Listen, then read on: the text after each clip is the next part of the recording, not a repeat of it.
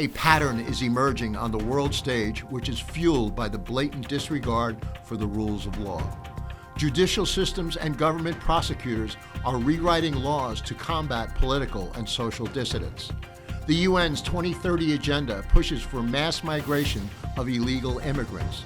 Community and city businesses are folding due to theft and riots. America's enemies are streaming across the southern border at the welcoming behest of Washington, and child trafficking is taking place at a staggering pace. The Apostle Paul refers to Satan as the Lawless One. Jesus calls him the father of lies, while most commonly recognize the name of Antichrist. With all that's happening in the world, it's easy to see the Lawless One is at work like never before in world history. Yet many in the church seem overwhelmed with, what can I do?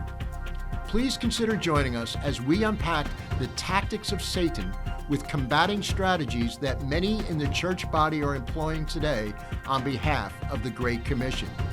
Please stay tuned for Nations Take to the World Stage alongside the Lawless One. Headlines Meets Prophecy, July 2023.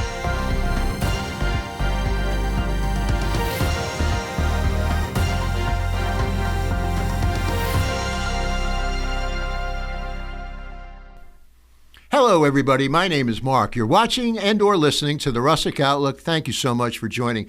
Today's discussion is Modern Headlines Meets Bible Prophecy, July 2023, where we take a peek around the world, what's going on in the headlines in different areas of the globe and how that may or may not potentially line up with what we see in Scripture leading up to the eventual return of King Jesus. And I think most of you, if not all of you, are very much aware that time is moving quickly, events are escalating at an exponential pace, and I believe I see, and I can identify patterns by the enemy on the global stage. I'm seeing some things that are consistent from certain nations that I would say have a bullseye on their back from people who are trying to usher in the eventual one world government. So I hope to break that down for you and also give you some examples of what some people are doing and how the church is standing. And also one of the reasons I wanted to get into this too, I'll tell you up front, in this particular presentation, we are going to discuss a fair amount of politics. And this is my opinion. I believe that there's a fair amount of the church, if not a majority of the church, that are missing it when they do not get involved in politics. Many churches will say, it's not my thing. Jesus has it all under control. Whatever will be, will be. And that's not what I see in the Bible. So I wanted to get into that. I'm going to set the stage. I normally start with Israel, and I'll very shortly get into Israel, but I'm going to do a little back and forth because I want to set some things in motion about what the Bible has laid out as far as proper governance, and then some things that I'm seeing in the West and shift back to Israel and other nations as well. So.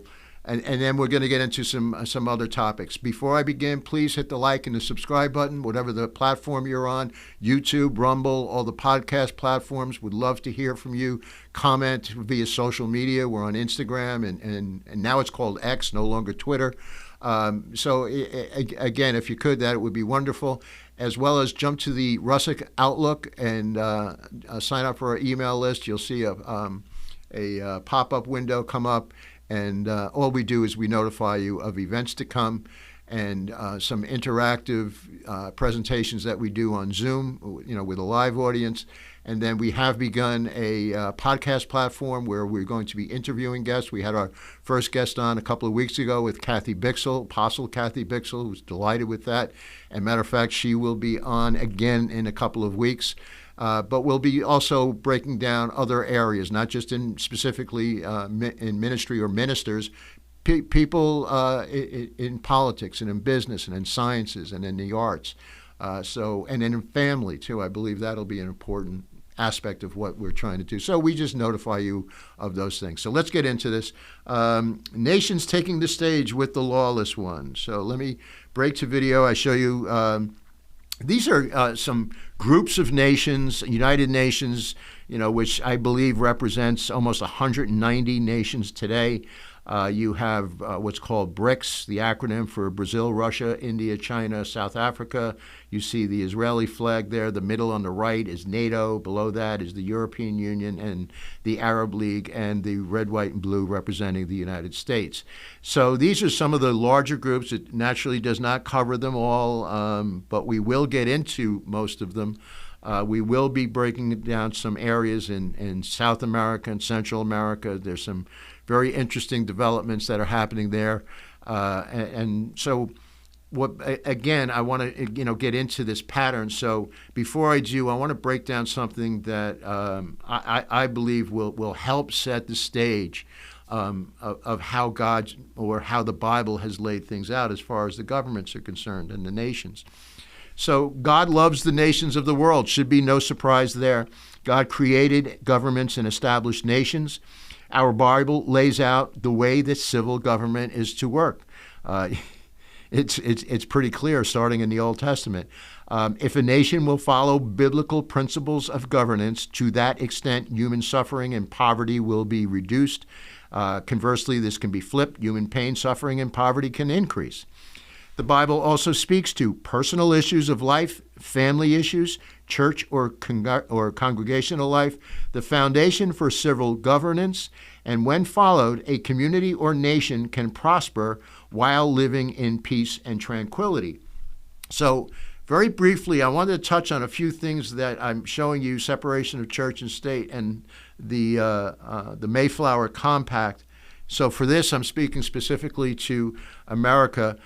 One of the things that the left will fight is that when they say separation of church and state, that's a gross misnomer. That's an outright lie, where they're saying the church cannot be involved in government. It's actually the reverse, and that came about from a group of Baptist churches or church in Connecticut that wrote to Thomas Jefferson, and basically they were questioning whether there would be a national religion, much as what they had left or their ancestors had left from England, from the Church of England.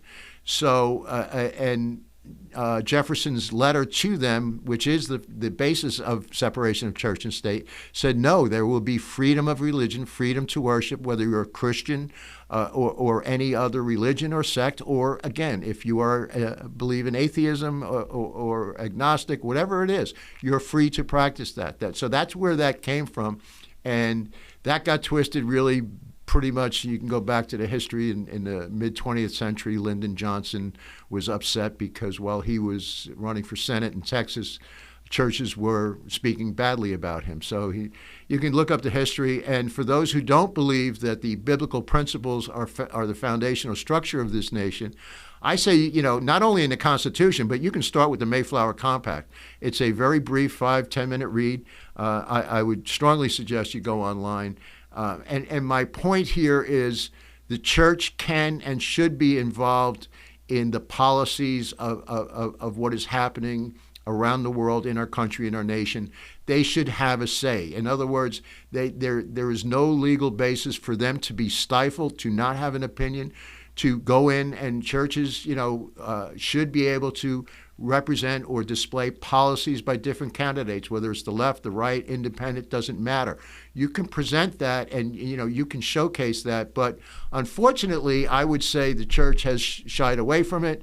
And in some part, I would say, that the result is removal of the Ten Commandments, removal of prayer from school, and a lot of the other things that you see going around. But my point is, the Lord established nations, he established governments, and he established borders, even though some people may not like to hear that as well. So I wanted to lay that foundation before I get into this. So I talked about the Lawless One as the title of this, and that comes from, my basis for this is 2 Thessalonians 2:8-10. I'm going to go to video again, and I'm going to read the scripture. And then the lawless one will be revealed, whom the Lord will consume with his breath of his mouth and destroy with the brightness of his coming. So that describes the return of Jesus after the 7 years of tribulation. The coming of the lawless one is according to the working of Satan, with all powers, signs, and lying wonders, and with all unrighteous deception among those who perish because they did not receive the love of the truth that they might be saved. What is lawless in the Webster's Dictionary? Defines it as contrary to or without regard for the law, lawless violence, being without law, uncontrolled by a law, unbridled, unruly, unrestrained, a lawless passion. And on the right, you see these, I forget the name of what you call them, but they basically, they're describing other words that center around lawlessness if you punch that in there. Anarchy, politics, philosophy, rebellion, disorder, anarchism. And that's subjective, but you get the idea. So Satan is referred to as the lawless one amongst an assortment of other names that we'll break down. So with that in mind, I wanted to first look at what I believe are strategies, and I'm going to first center on the United States very briefly, then switch back to Israel. So if you look on the screen, and if you are an American, or even, no matter where you are, no surprise the vehement attacks that are going on today, where the administration of 46 is trying to remove 45 from the ability to campaign and to run for president of the United States. And so one of the strategies is, and I would say pretty smart. George Soros Open Society Foundations has a plethora of money laundering non-for-profits that just 250 to 300 companies. And at any rate, he can facilitate the finances through, shilling these companies, putting out and financing the campaigns of people, hardcore progressives or what I would call Marxists. And, you see this around the country, and many of them are now taking to not only releasing criminals throughout the streets. You see this with George Gascon in Los Angeles, Kim Gardner, St. Louis, Kim Fox in Chicago, or Cook County, I should say, Alvin Bragg in New York City, and many others. And I show you some of the breakdown there. So, and several of these are key. So you've got now with what's the attacks that are going on that are trying to take down 46. And this has been going on. Congress went through this. They impeached him a couple of times. And you'll see when I get to, they've tried very similar tactics with Netanyahu in Israel. And for the, they'll come up with the most bizarre reasonings, but they tried him twice. They went through all these ridiculous hoops and hurdles, and he eventually came out clean out of all that. So they waited 2.5 years till the campaign starts, and then they're at it again. And simultaneously, it moves in line with troubles that 46's son is now shedding light on in terms of some very malicious bribery, and there's a whole assortment of things that you can attach to that, and we'll touch on that in a little bit. And why? Because the United States is not only considered the preeminent superpower that is, I would say China is on the Americans' heels, but part of the what I call the 2030 agenda with the United Nations, one of their goals is to take down.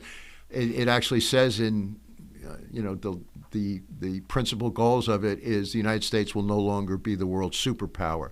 So they intend to take the Americans down a notch because of the freedoms and because of the capitalism, and it falls flat in the face of their objectives.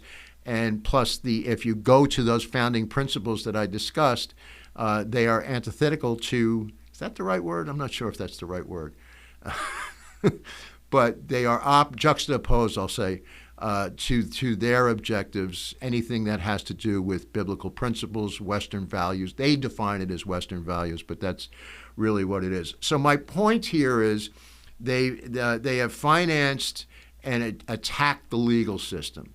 And they've done so in election laws. They've done so in prosecuting criminals, releasing criminals, riots. You've seen this throughout.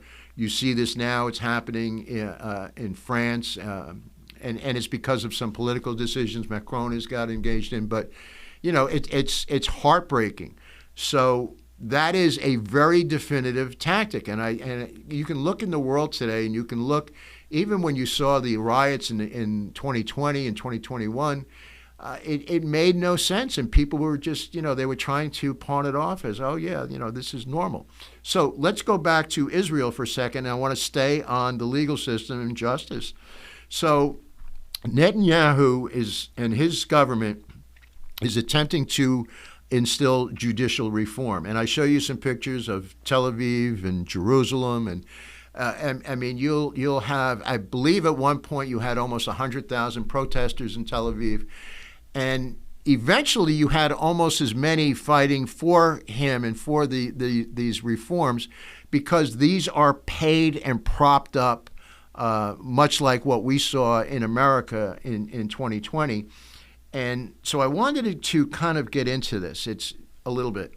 I don't want to get too far down a rabbit hole, but Israel naturally is not a democracy with a constitution the way we would know it. They have a very convoluted way of governing, where they have a Knesset. They have 120 seats. Long story short, you need to have the majority. Netanyahu with the Likud party has 64 seats. So what you have in the legal system today over there, you have judges. They have unlimited terms. They choose other judges. So you have what would be equivalent to the Supreme Court, and there's 3. And the people who, if the government makes the laws and the interpretation is viewed as, which I'm not sure the word I want, but that they find it unreasonable. I think that's the word that they will use too. If they say that it's unreasonable, they could throw the laws out. They have that kind of power. And the difficulty also is you have 9 people on this board, I'll call it. 3 of them are Supreme Court justices, and you have to have a majority in order to say yay or nay. So that would mean 7 out of 9.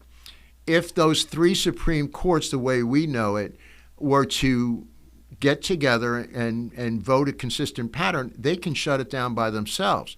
So they have unlimited, unwielding power over the laws and what's happening in Israel. So this Likud party is trying to instill some oversight to it. So it's not anything that's drastic.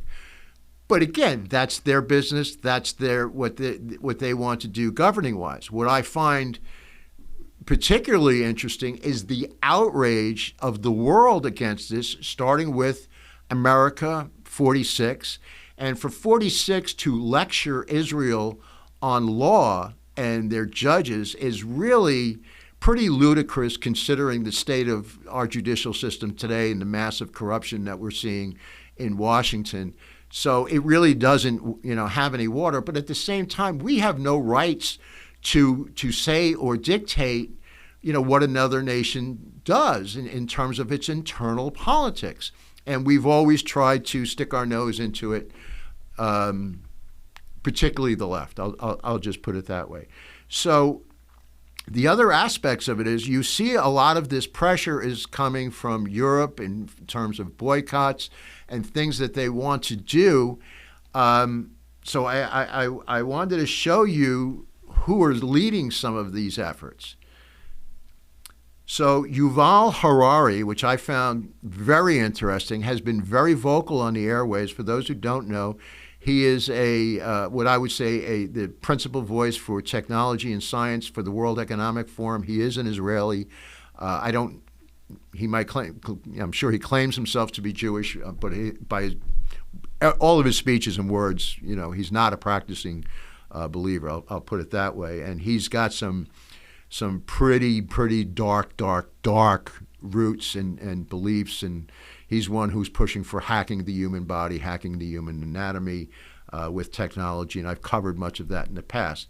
But he's on the airwaves, so he's going on news programs in Israel and in the West, in the United States, wherever he can be heard. And they're calling him a historian. And he says the most precious aspect of liberal democracy isn't majority rule, but limiting the power of the ruler in order to protect citizens' rights.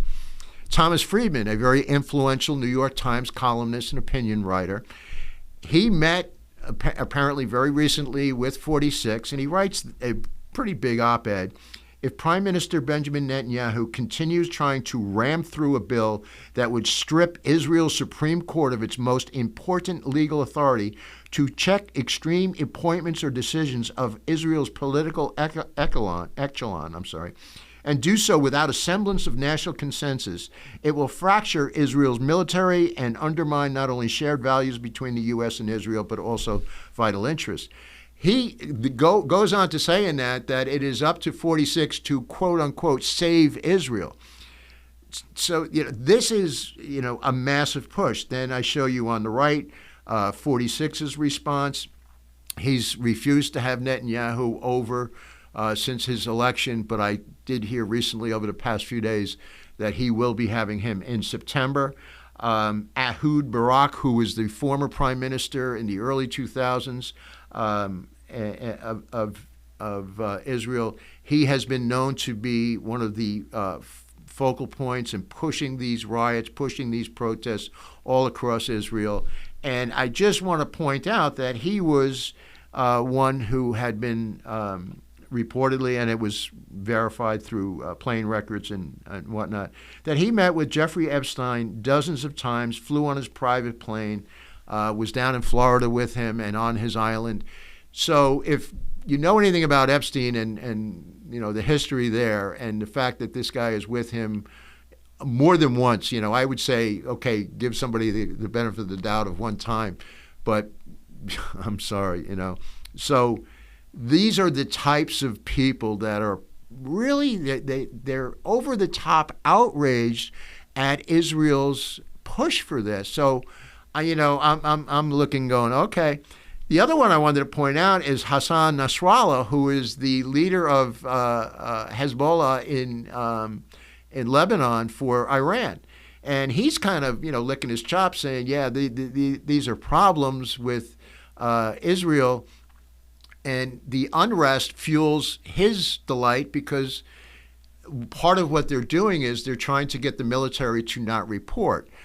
So there, a good part of Israel's military is the civilian structure, the volunteer structure, and so they're appealing to them to not report if called upon for military service.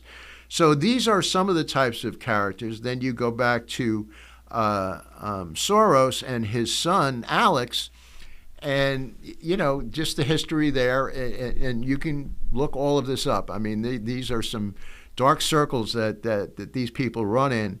And again, his son, we know, has visited the 46 at the White House, or at least his administration. What was initially reported 17 times, then I heard it was up to 21. So some other tactics that they're employing. They attacked the Israeli economy, and this is another aspect that I found interesting. I'll show you. Moody's tried to downgrade them, or reportedly banks were going after Israel. The enormous pressure from the progressive left to describe the situation in Israel as the end of democracy. So, has anybody heard of the end of democracy? I'm saying this tongue-in-cheek because everything you see with 46 and the courts, 45 and the courts, and anything in America that goes against what the left's policy, it's the end of democracy, oh no, oh no. Those same chants go on elsewhere. So it's almost like because the source is the same, they're parroting the same words, the same tactics.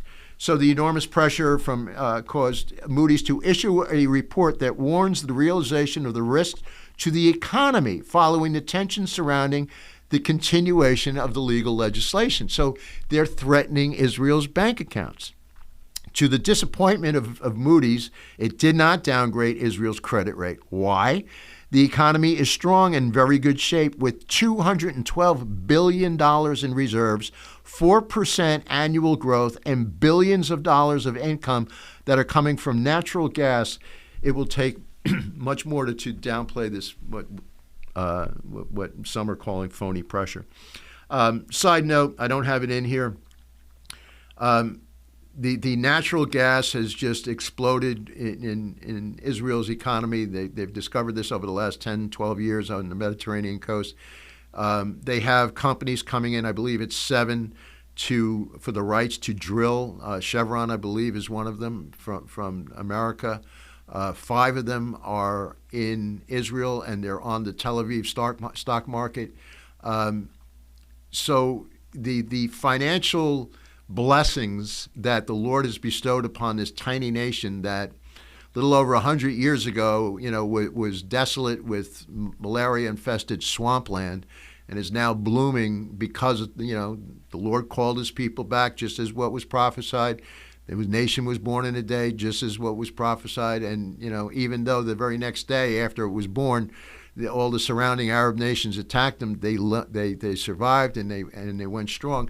These are all signs that the Lord is giving you that Jesus Christ is real. These are things that were written thousands of years ago that would transpire today, which is why I highlight this, because we're literally seeing the Bible's revelations coming right before our eyes. Ben Shapiro wrote a piece that I'll just briefly touch on that I thought was great. He says the current Israeli government had to pass judicial reform. It is incredibly mild. It merely says that the judiciary cannot simply declare a law unconstitutional, or what I said earlier, unreasonable, in a land with no written constitution on the basis of it being unreasonable. Again, he goes on. Let me put this onto video in case anybody wants to grab it. But it's I love what he puts down here near the end. He says the absurdity of morons like Thomas Friedman calling on 46 to step in and currently claiming that the U.S. Supreme Court is undemocratic and undermining its own legitimacy is apparent. It's more about Democrats increasing apathy for Israel than anything else that's based. You don't have to look very far in the democratically controlled Senate or the even though they're minority in Congress, very strong. You have strong examples of anti-Semitism in Congress, and I've covered this before in the past. So staying on that theme now, some of this will center on America. We're going to do a little back and forth because of what happened in July. You had the release of 46's son had a plea deal that was over the top, just bizarre, and the judge read what the plea bargain was, and she basically said, you can't do this because, amongst other things, it was not only an incredibly mild sentence compared to what he was pleading guilty of. It said that you can't prosecute him for anything else that is covered currently in what's going on. So you had what we call whistleblowers in America, the IRS. 2 whistleblowers came forth on the left-hand side.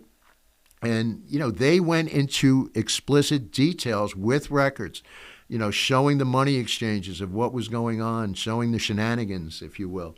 Then you had the son's business partner come in and testify the other day. And then I showed you too the different people that are attacking 46 and trying to strike him down. Jack Smith is the attorney now going after him for January 6th. But I intentionally wanted to show you something. 45 went to Davos in 2018, and I show you there with Klaus Schwab.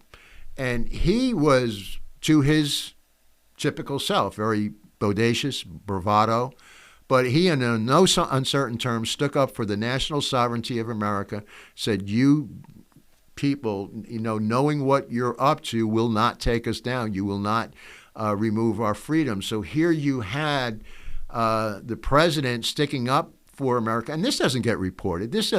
So he's gone into the hornet's nest, if you will, and just kind of threw it at them right away. And during that time, Soros spoke to the group and said, this man will, and I'm paraphrasing, and again, I've reported on this probably a couple of years ago, where he said, do not worry, we will not enable him to be reelected. So their strategies, their tactics, they did not want him because he undermined what the plan was. You had 8 years of 44. They expected Hillary to go for another 8 and so forth. So this was a big, huge interruption, and they're doing everything they can to take him down. And he also spoke on, later, right after that, oh no, it could have been a little while, but that same year at the UN on religious freedom and the right to life movement, things that, whether you like him or not, and I'm not saying, you do whatever you want in terms of voting, just vote. But from a Christian perspective, there's no president in American history who adhered to biblical principles the way this man did and took on just an incredible amount of pressure that I don't believe, just 99.9% of people would not be able to withstand. And, if, like, for instance, if you see what's going on in America today with 46's son, just think for a second if that was 45's sons or daughter. They're complete opposite. So these people are as phony as a $3 bill as far as I'm concerned. And yeah, I'm going to express my opinion here because this is serious. So sticking with Lawless One, I'm going to go to censorship because that is against the law. It's freedom of speech. We should be able to have the right to say, whatever we want, whether you want to agree with me or not. We're free to have those opinions and to engage. And so you had a hearing in July on censorship on Capitol Hill with, amongst others, Bobby Kennedy, who is running for president of the United States on the Democratic side. You had I think the principal writer or editor of the laptop case, how they were censored. And so true to form, here's Bobby Kennedy walks in, and immediately the Democrats tried to censor him and have him removed. So you're speaking at a censorship a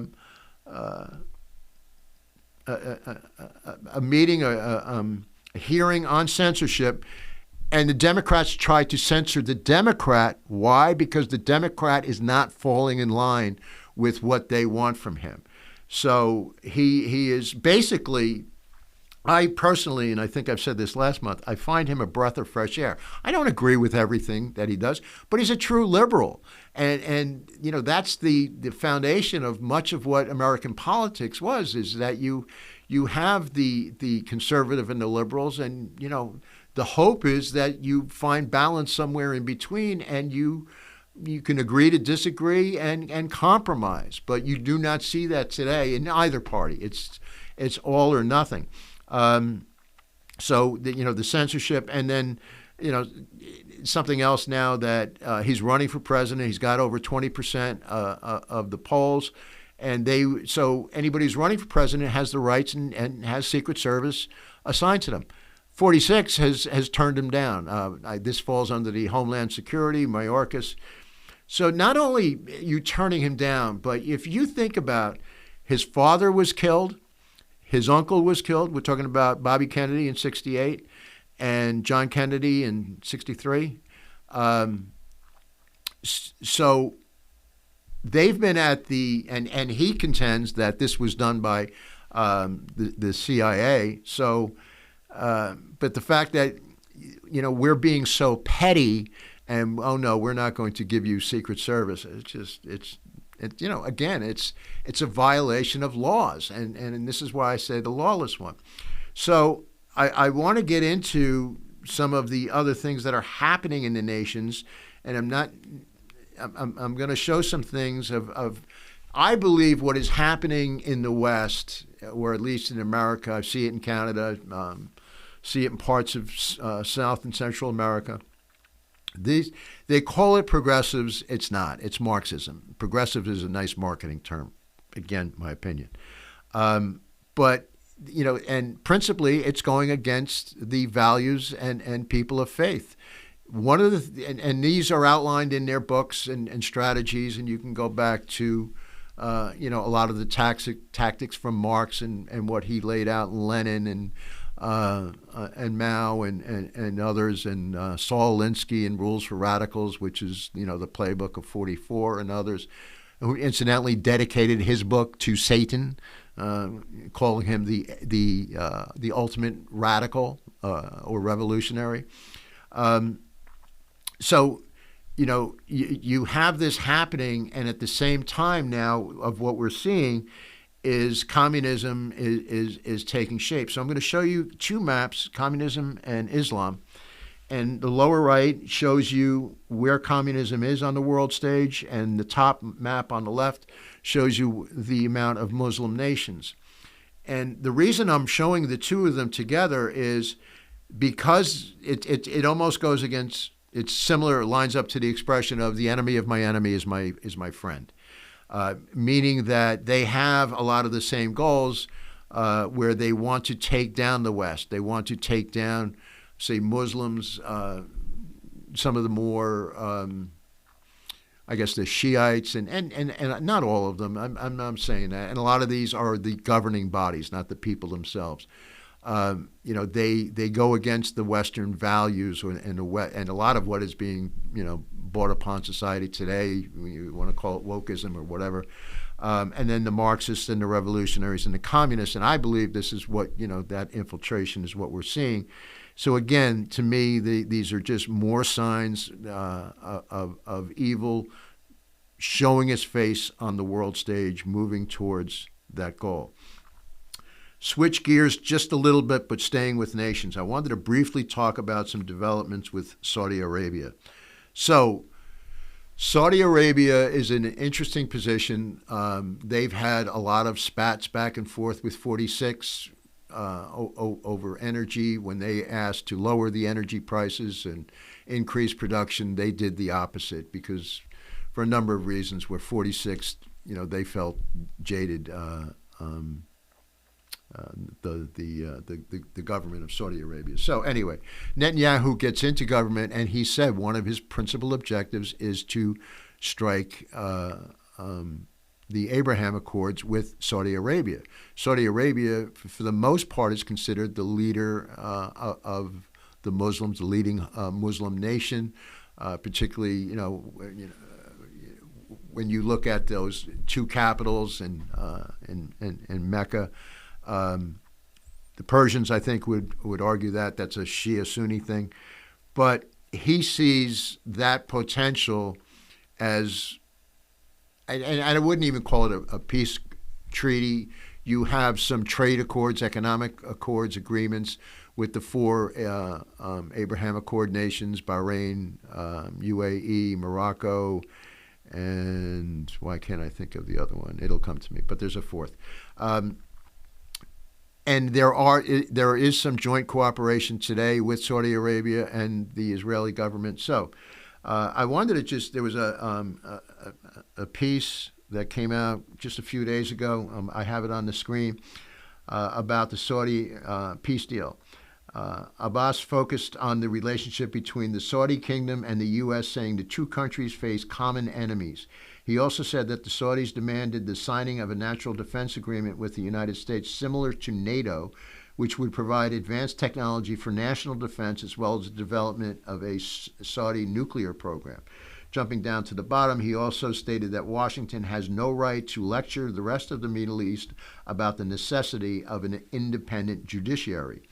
So I found that interesting. Getting back to what we were talking about originally. So Saudi Arabia, in its role, has since reached out to China, has struck some accords with China. I mentioned BRICS earlier. We're going to get into a little bit more of that. They are looking to establish themselves with BRICS, the BRICS currency that's coming down. But at the same time, they would like to have peace with the United States and agreements with the United States, but they do not find them to be a stable partner right now, particularly with what they're seeing. So I believe they're playing both hands, and it's what they have to do. And these nations, you can't always look at it from I can't, from the value or the perspective of the West. They are doing what's best for them in their eyes. Switching gears to Russia. So Russia is obviously first and foremost, and when we're thinking about Ezekiel 38 and 39, the Gog of Magog war, and I talk about this pretty much every month now with Bible prophecy, and I just want to pause for a second in case you're seeing this for the first time. The odds of a prophecy 2,600 years old coming to pass, where we see all of the world players, where it says Russia, Turkey, Iran, parts of North Africa, and other surrounding nations will invade Israel. And you have three armies on the northern tip of Israel right now in Syria, and you have Russia's influence now moving across not only West Africa, but into central and eastern parts of it. So you had a military coup a few weeks ago in Niger. And the reason I'm pointing this out is you had Russian military forces, part of the Wagner troops, were in there weeks beforehand. They are supporting it. So this, to me, I'm just watching this take place, and I show you this up on the screen. This is the General Abad al-Rahman al-Tashani. He declared himself the new leader.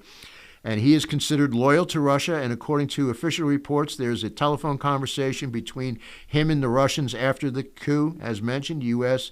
condemned the coup and supports the former president, who was ousted from the military. So this is, something else to watch, because if you look at, and most people will know that Africa is the largest continent.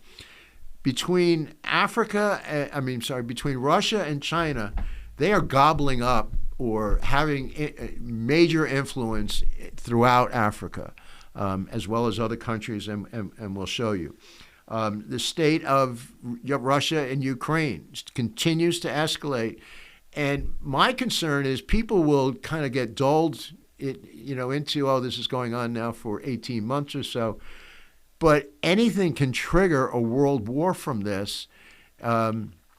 As a matter of fact, if we stay on the theme of Gog of Magog, and I talked about the natural gas that's happening there, Putin is looking for resources, and Israel in that situation could be what Ezekiel describes as the hook in the jaw. He says God will put a hook in his jaw. The other thing that could potentially happen, and is very close, Iran continues to build up its nuclear weapons. You can go to Jeremiah, where it talks about Israel attacking and destroying Elam, which is a portion of the coastline of Iran. And, not so coincidentally, that's where some of their principal nuclear factories are, or underground bomb developments, I'll call it. And if Israel was to attack, Russia would potentially be obligated to engage. So you could have some things just, go to a domino effect very quickly, very easily. And I say all this because we don't know, could happen a year from now, could happen 5 years from now, 10 years from now. I don't know. I'm not saying that. But it could happen tomorrow.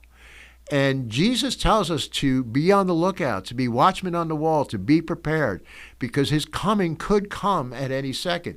All of the things that lead up to the tribulation have transpired. So there's a train of thought that the Ezekiel 38 war would be just before the tribulation, or before the rapture, or right after. Either way, you could really be looking at something very significant happening very shortly, and what will be your response? Do you have that relationship with Jesus today? And that's something that you have to ask, because as we see these things develop, I'll give you another instance. There will be tremendous famine in the time of the tribulation.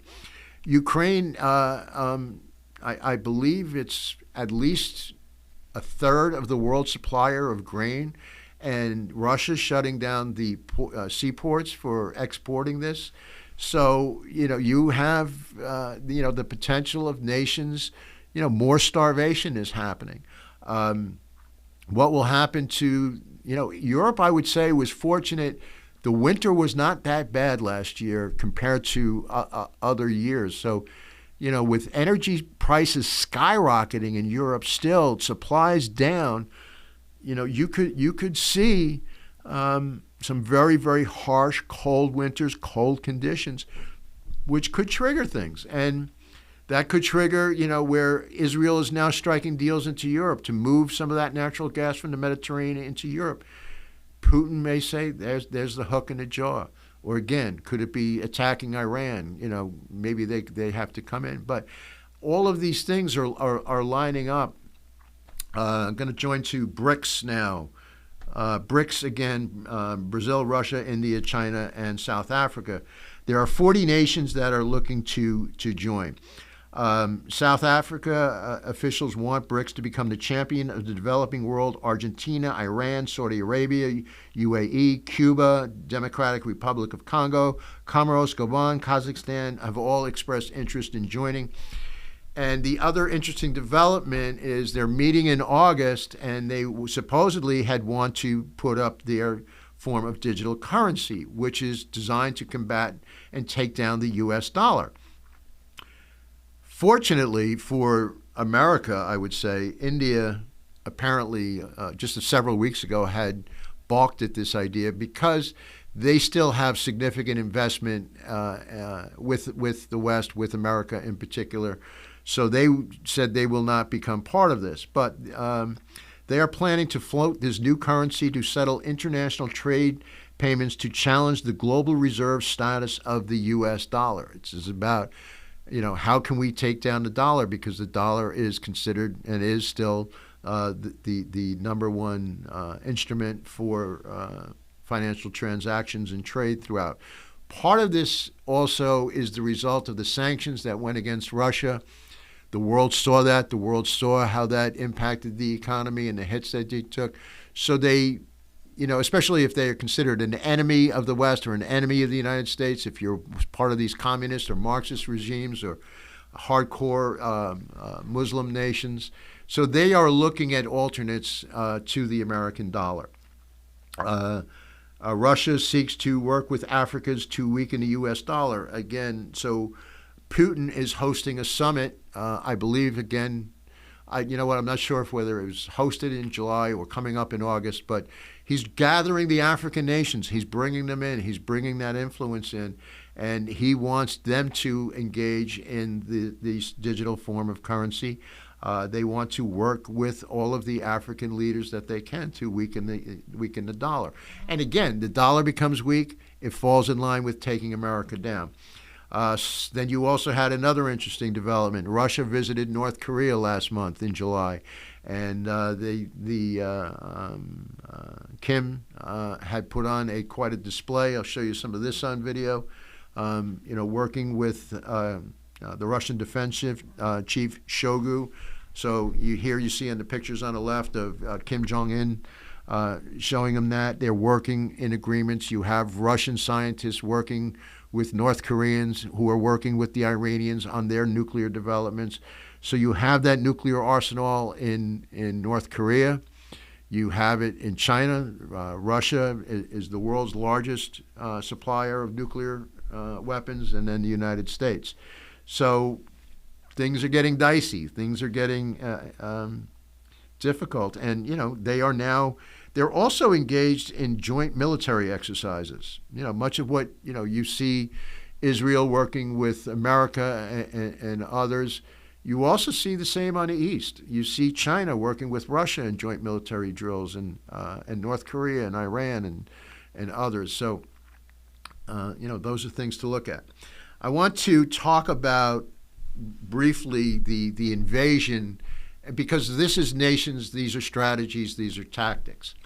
So no surprise if you're familiar with the headlines. If you're an American, the American border, the southern border, is being bombarded over the last couple of years. We have a open for sale sign, come right in.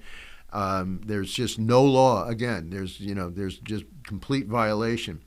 And they estimate that several million have crossed in the last few years, and that supposedly, and they've caught a number of terrorists. I think they've caught upwards of 140 names or people that have been on the terrorist watch list, and 80,000 Chinese immigrants. And these are, you say the word immigrant and you want to have that compassion and that heart, but these are illegal entries. These are violating the laws. And you want to go through a port of entry? Sure. But that's not what they're doing. So there was some interesting developments that happened where they estimate now 80,000 Chinese have come into the United States, most of them young men, many believed to be part of the military. We know that there's Chinese police in this country. We know there's Chinese police in New York City. So Ecuador is considered a major port of entry that supposedly is pretty simple to get in from any nation you want in through Ecuador. So I'm going to show you some maps up here of just what's going on. They come in through Ecuador and then they get into Central America through Panama. So I'm showing you number one, look at that map up on the right. And through Ecuador, they then get in through Panama and work their way up and eventually into Mexico. And we see this. We see the droves. We see the marches, and they're coming on up, hundreds of thousands at a time in some instances. And number three shows you all of that land of entry, a port of entry from California to Arizona to New Mexico, Texas, and I guess that'll stop at Texas. Then if you look at the Gulf of Mexico, just last month I announced that Chinese are forming military bases in Cuba. So if you look at Chinese military entering this country, as well as others, other enemies of the United States, some are looking to come in for the right reasons, I imagine, but regardless, they are illegal. And you see, so if you are an enemy of the West, if you are an enemy of the United States, if you want to take down, as a matter of fact, part of the UN 2030 agenda is mass migration. And again, it says this openly in their papers. They want to overwhelm borders. You see this in throughout Europe. You see this in the United States now. I live near New York City. New York City is being overwhelmed. I go into the city. I see these people on the streets. Hotels are now, they're at maximum capacity. Mayor Adams, finally, and his hand was forced by the Governor Abbott of Texas, and where they're busing to people that are coming in to sanctuary cities, to San Francisco and Chicago and New York and others, and you understand it. But now here you have a Democratic mayor of the largest city in the world, or the most popular, I would say, is saying we have a crisis at the border. We need something done. We need the laws upheld. And again, the other outcome of this is you have mass drug addiction. You have Chinese infiltrating the cartels and working with the cartels to get fentanyl and other addictive drugs. So you have overdoses. You have children just being devastated. Then there's the child slavery market. There's and all of this is going on. And I'm going to touch a little bit more on what's happening to the children. And our government knows this. This is no secret. It's out in the open.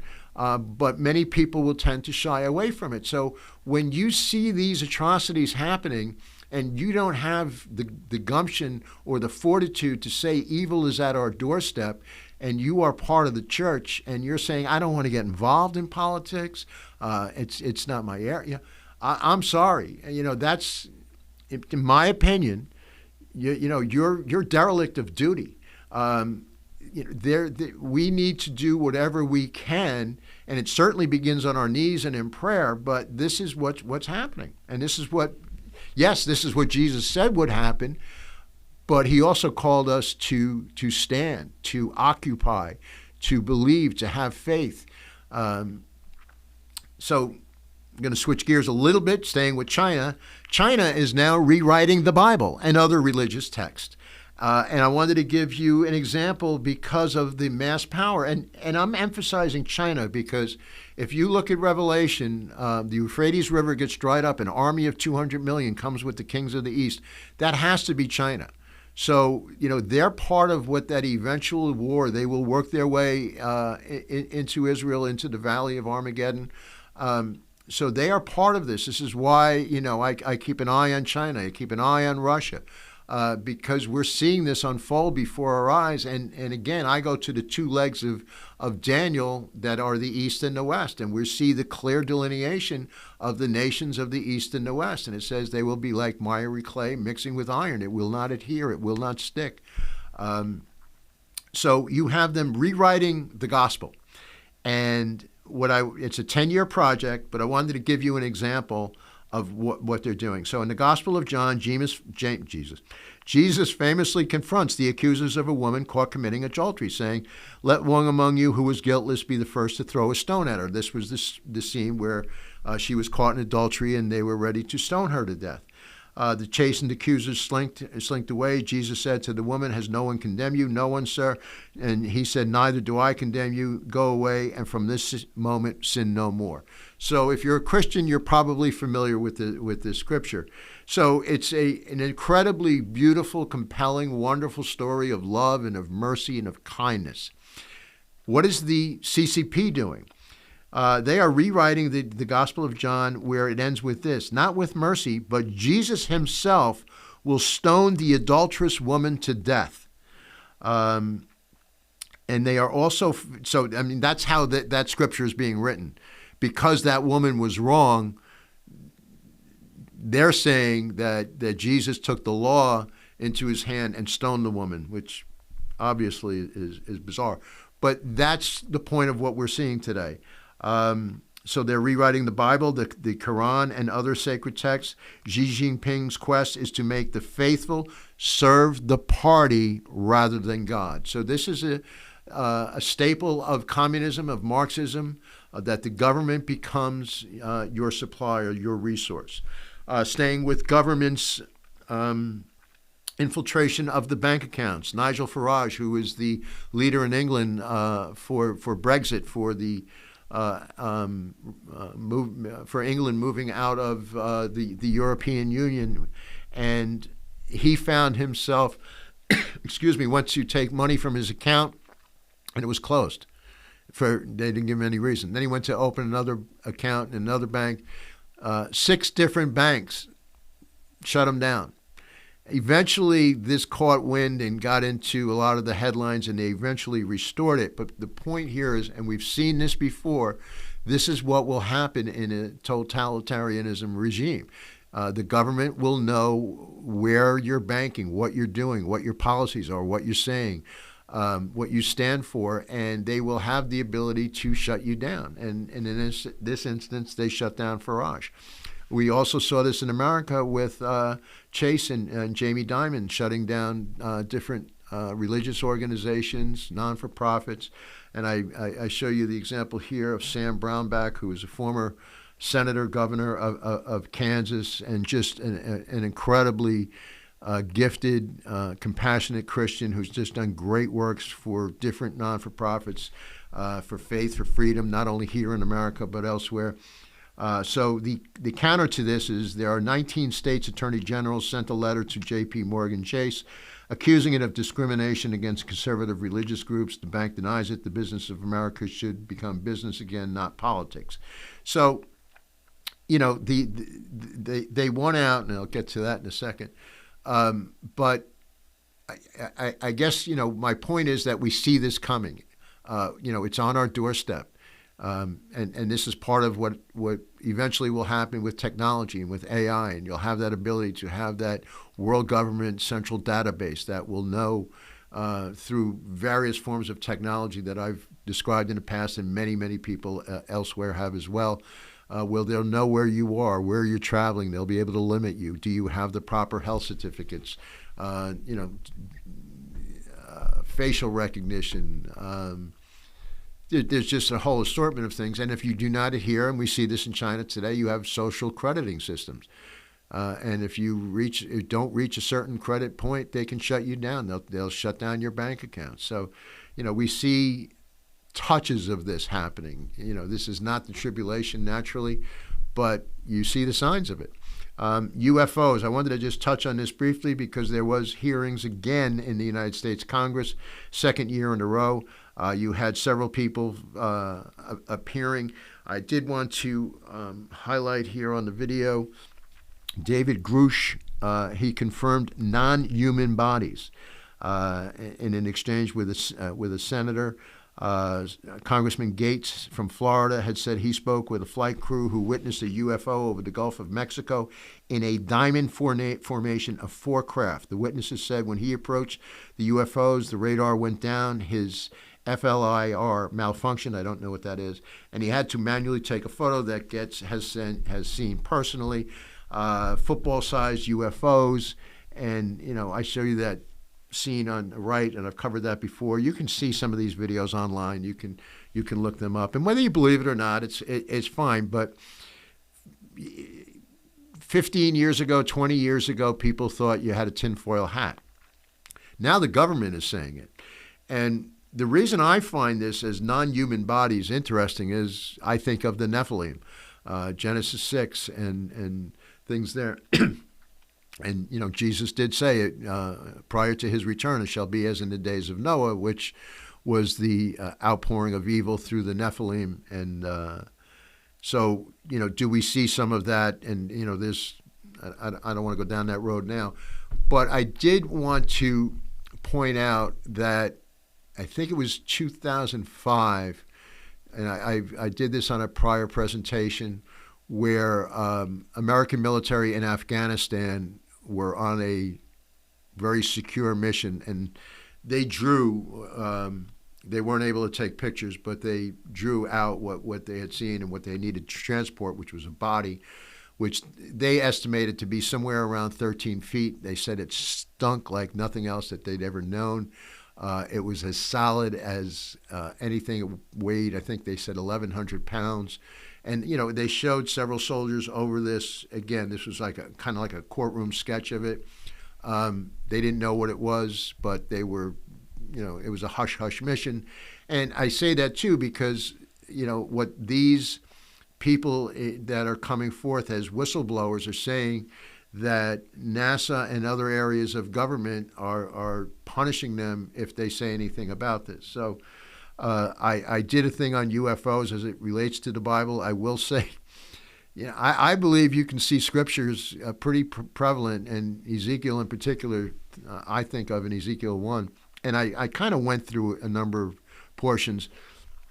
And I guess principally what I wanted to just briefly say is Satan is the ultimate copycat. And, what he sees the Lord do is what he mimics but distorts. And there are things that you can see in the Bible about wheels hovering, raising, workings, angels working it, actually physically working it. So when we see these objects being reported at speeds that defy physics, as a matter of fact, I think there was one thing. Let me see if I saw this.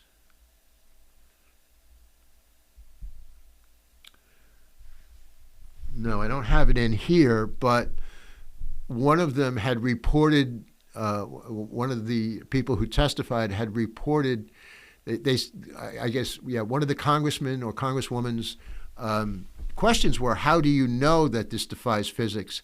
And they said they captured it on video in massive 100-mile-an-hour plus winds, where the objects were either not moving or able to go up against it without any fluctuation at all.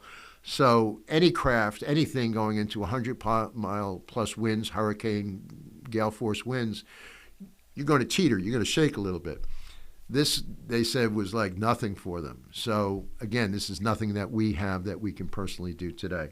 As I'm starting to wind this down, the two unions in Hollywood are on strike, and the reason I say this is Hollywood's in bad shape right now in terms of attendance, not only in the theaters. And I'm personally, I say please have compassion and prayer. I hope this ends very, very shortly, because not only are we talking about the studios and the actors, but all of the people in between. So you can think of a crew from a cameraman to a producer to a writer to a director, but there's the people who supply the props. There's the restaurant people. There's the catering people. There's the hotel people.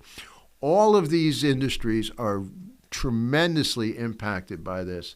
And a lot of this, ironically, is a strike against AI and the influence that AI can have and the money that these people believe that they will lose as a result of it. The reason I wanted to start that is you had a release called Sound of Freedom, a theatrical release by Angel Studios in early July that blew most box office numbers out the door. And I wanted to touch on this because not only of the quality of the film, but the reaction, sadly, amongst many in the media, some in Hollywood, accusing people. So I should preface it. This is about a man who saw child trafficking, child sex trades, where these people, children, could be traded 5, 10 times, sexually traded, in a matter of days, weeks, or years. So he left his position in the military and went on this campaign to rescue many of these children. And his story was written and put into copyright form, or I'm not sure, playwright or book. Anyway, Disney had the rights to it. They eventually said, no, we're not going to produce this and we're not going to develop this. So Angel Studios took it on. Tremendous success, compassion. I say all this for a couple of reasons, because it's what we see that's on the border today in America. We see child sex trafficking. We see the infiltration of the cartels moving these children in and out. And this is very, very real. And the concern I have is that the media is saying, well, they're downplaying it. This is QAnon, and meanwhile, this was written before anything ever came out about QAnon. So the reaction of the media to downplay it, number one, screams volumes to me, because really we're at the point in this country, I think, and in a good part of the world, where if the media says up, then it's probably down. If they say, sunny skies, it's probably rain. So when I saw this, and they were coming at it, again, which is typical, their strategies are always the same words, the same sentence, the same slogans. So they were coming after this. So here's what I did want to read. So Disney turned it down. They took it to Amazon. They got turned down. Netflix turned down. They decided to pre-sell tickets, and they were able to get it into 2,600 theaters, and it beat out Disney's Indiana Jones on July 4th. And this is all based on a true story. Indiana Jones' budget was $294 million. Sound of Freedom's budget was $15 million. Indiana Jones released in 4,600 theaters. Sound of Freedom released in 2,600 theaters. Indiana Jones, and I'll put all these stats up. On July 4th, $11.5 million. And on July 4th, this film took in $14 million. Just about one day it paid for its total budget. So, the expression I say here, if God is in it, nobody's going to stop it. And another reason I wanted to talk about this, and I am winding this down, it was odd when I do these. I felt like I mentioned a movie earlier in the year in January. Then I found myself doing it again, a Christian movie. Because if you're a Christian and you see the quality of productions over the years, it's been horrible. It's been, not even B movies, they're C movies. And now this year, you're seeing some excellent quality come out. And I found myself just highlighting it because I think we need to recognize these heroes of the arts, these people, Sound of Freedom, the courage that it took to write that and to hustle and get that produced and out there in the theaters. That's an enormous amount of work and dedication. And these are Christians who were doing this. So I always found it interesting that some churches will talk about it. For instance, The Chosen, which is again same Angel Studios, which is the story of the gospel. And to me, if you're in a church, support it, speak about it. You know, maybe have movie night at a church. And I'm going to show you how one church did this recently. Bring the theater. It's a great way to not only see some great quality films, as what we're seeing now today, but things to talk about, and it's current. So on video, I just highlighted some ones. The Jesus Revolution we saw, Sound of Freedom, The Chosen. His Only Son was a much smaller quality production. It was about Abraham, but it was released by Angel Studios. But it was still good. It was still, I would say, you know, it was an eye-opener in terms of it gave you a good eyes look or a good vantage into what Abraham might have been experiencing, what the surrounding landscape looked on his day. And then there's a movie called Nefarious. And I show you in the middle on the right here, Jack Hibbs and his church. He had movie night, and he had the writer out there, and you know they played the movie, and it's a great movie. It's really a two-person ensemble, and if you see the trailer, it almost looks like. And I rented it from Amazon, so I don't know whether they cut the trailer, but it looks like a scary horror movie. But it's a two-person ensemble for the most part.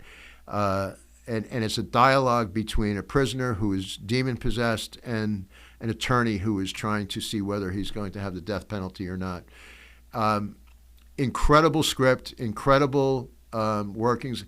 And this particular writer who did it, his testimony of the vehement attacks, demonic attacks against him, members of his crew, members of his production, just taking down days and weeks off of the production. So it was obvious the enemy did not want this out. So I say all this because, you know, here you have people taking a stand in the arts, putting out great quality productions with an important message in some instances. Jesus Revolution, Sound of Freedom, True Stories, The Chosen, His Only Son. Nefarious was only an example of what would have been, but if you watch the movie or read the book, you'll see that the script is pretty spot on. So, you know, my encouragement or exhortation, if you will, would be go out and see these movies, spend a few bucks on them, support the artists. And if you're a church, you know, or maybe have a movie night where you go to the theater together. You know, it's a great time to fellowship and have fun with one another, but also to talk about this. And I say all this because I don't really see this happening in the churches. You know, some it will, and I applaud Jack Hibbs and others. So the basis of this centered around the nations, and I'm just going to land on this closing note. When I talked about the various leaders and situations, and I talked about a lot of unfortunate things that are happening, but there are so many positive things. And, you know, my message here is we need to be engaged and aware. We need to pray for our nation's leaders. As an American, we need to pray for our government. We need to pray for our president, the Congress, the Supreme Court, the leaders, and you know, the other thing that I want to point out, and you know, I said what I said about the similarities between what's happened to 45 in the legal struggles, the same I saw with Netanyahu. Gave him a bottle of champagne or a book or something, and they wanted to just, you know, go after him and take him down. Bolsonaro in Brazil was recently, reportedly, you know, his election was stolen from him, and they just put into law in the last month or so, 2 months, that he cannot run for elective office for 8 years. This is a Christian. There are Christians in Bolivia, president of Bolivia, I believe she's on trial now. Liechtenstein, Hungary, you know, there are people who are taking enormous risk that we need to pray for. In addition, we need to pray for others. So if you're following me on video, I wanted to show you something. It's called Inside the Revolution. This came out probably over 20 years ago. Joel Rosenberg, who I am an adamant fan of supporting his ministry, his books. He's a brilliant author. But he produced this book and DVD, and it really had a profound impact on me. And it's subtitled, How the Followers of Jihad, Jefferson, and Jesus Are Battling to Dominate the Middle East and Transform the World. And, he talked about, the terrorist groups, bin Laden type and ISIS and those and the Muslim Brotherhood, but also what he calls the reformers, which are people like today you would say President Sisi in Egypt. He's certainly not the perfect man, and there's probably many things that people can find wrong with him. But what he is doing is he's restoring the Coptic churches in Egypt, where the Muslim Brotherhood was trying to take it down. He's building up the cathedrals. He's securing the Christians' rights to preach, where it's not an easy place. The same could be said for King Hussein in Jordan, where he's taking a moderate stance. And again, I don't agree with everything he's done and said, but he's in a difficult position of where he is, and where he has jurisdiction, or his government has jurisdiction over the Temple Mount, and he's certainly had his encounters with Israel and Netanyahu. The president of Morocco, his name eludes me offhand. He's another one, Bahrain, UAE. So these are not Christians, but I would encourage you to pray for them. Pray for these people. When I opened up about I forget the gentleman's name. The guy. He's a Christian. He goes to world countries. Jim. It'll come to me. Probably come to me in the middle of the night. But I did want to give him credit for some of the things that I learned from him, that he pointed out.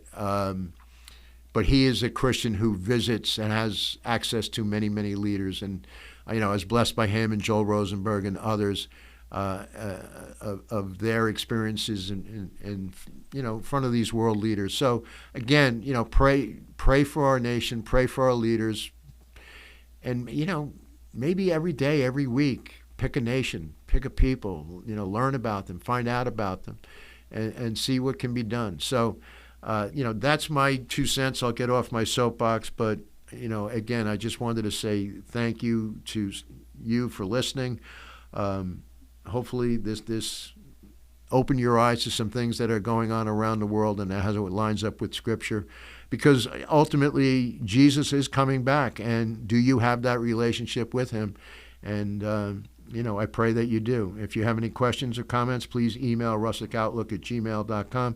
Thank you for your time, and remember, as always, just my opinion.